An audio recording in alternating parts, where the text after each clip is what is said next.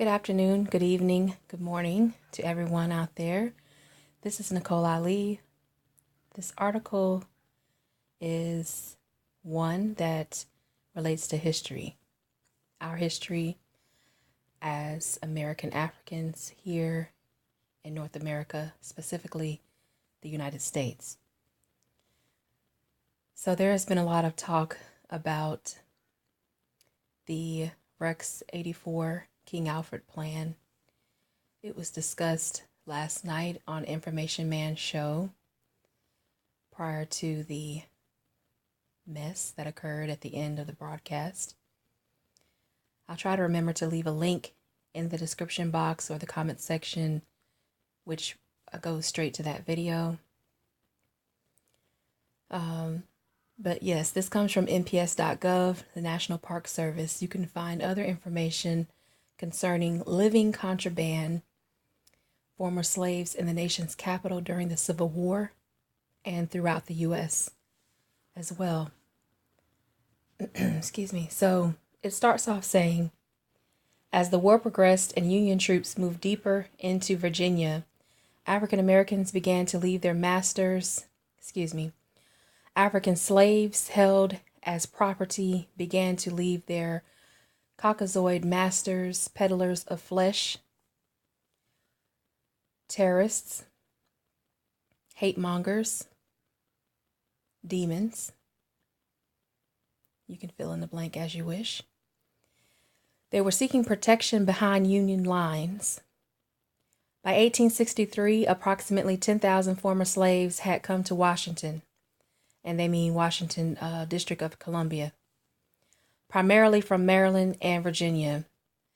The capital was not only a symbol of union and freedom, but also an actual border which could be crossed to freedom. Quote, the contraband were important to the construction and maintenance of the defense of Washington. Without the contraband's numbers and labor, the defenses would not have been as successful as they were. This is a quote from a civil engineer named Edward Frost.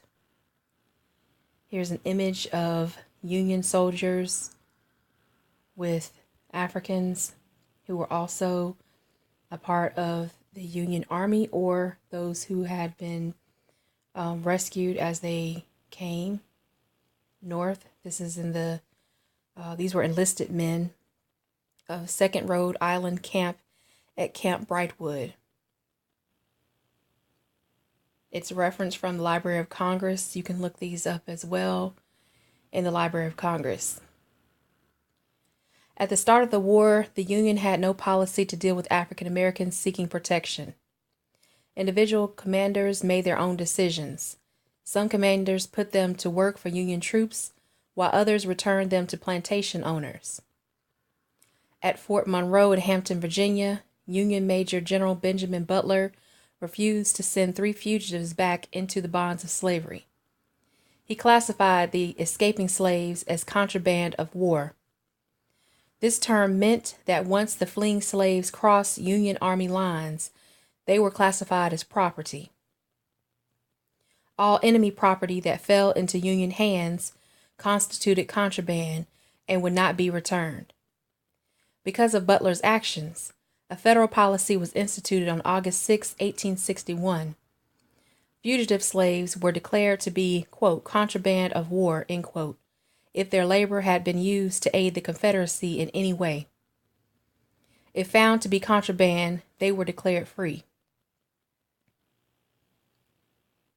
After arriving in Washington, former slaves worked as laborers on the fortifications.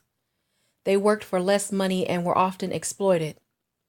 In August of 1862, workers were paid 40 cents, plus rations, a day for work. Often they were not paid at all. By November 1863, it was recommended that a sum of $1 per day to contraband was a fair wage. Additionally, it was recommended that records be kept in order to make sure these workers were treated fairly. While the troops did the majority of fort construction, contraband labor made a significant contribution.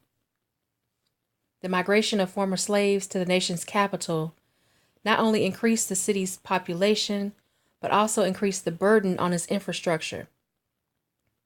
Some of the freed slaves in the Washington, D.C. area built settlements which were the foundations for later African American neighborhoods.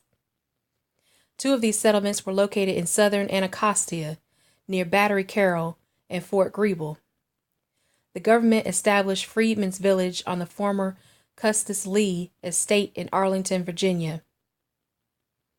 Freedmen's Village was intended to house these refugees, train them in skilled labor, and educate freed children. The camp's grounds included an industrial school, a hospital, a home for the aged, churches, and several schools for children.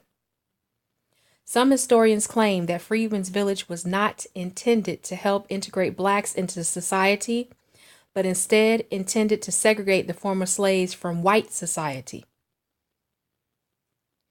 By the end of the Civil War, as many as 40,000 fugitives from slavery had made their way to Washington.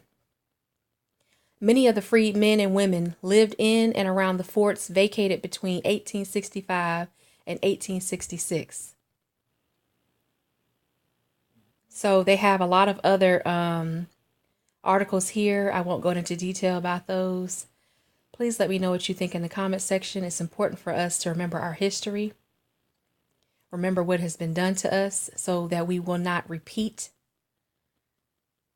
these actions against us. Thank you for your attention.